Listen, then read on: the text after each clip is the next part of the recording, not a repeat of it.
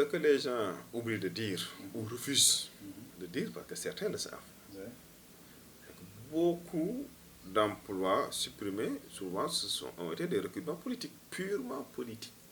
Et surtout ces dernières années, voilà, les gens ont fait des recrutements massifs.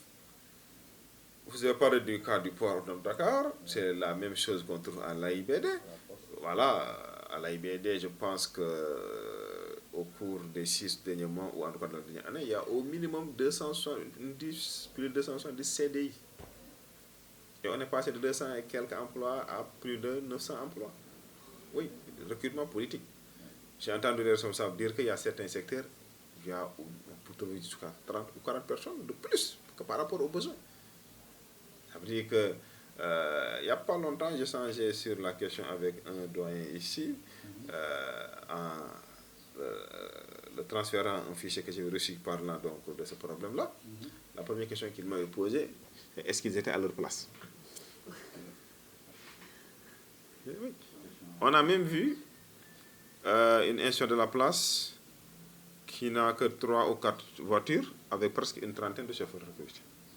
Oui, c'est du gaspillage. J'ai entendu un autre directeur dire que lorsqu'on l'a nommé, il voulait partir là-bas avec son chauffeur. Mais lorsqu'il est arrivé, sa structure, il n'y a que 2 voitures, mais avec 10 chauffeurs recrutés. Maintenant, c'est pourquoi il faut relativiser. Il faut relativiser. Vous avez parlé du port, je vais revenir sur l'exemple du port. Sous le régime de président Sall, lorsque le président avait nommé M. Aboubakar Sadiq Bey comme nouveau DG à la place de Cheikh Kanté, une semaine ou 10 jours, parce que c'est juste le temps de faire la passation de service. J'ai bien dit, après la nomination de son remplaçant, il a eu à signer 400 CDI.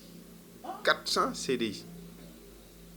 Alors qu'ils appartiennent au même parti politique, au même bord, et ils ont le même leader. Ça veut dire qu'ils ne devaient pas avoir ce comportement inélégant, de lui faire passer une patate chaude.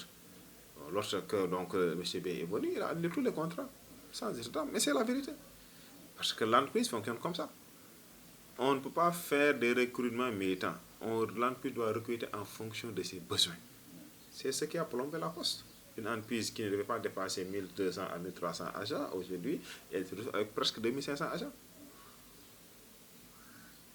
Alors maintenant, pourquoi on tient coûte que coûte à parler de ces emplois-là sans pour autant insister aussi sur les irrégularités?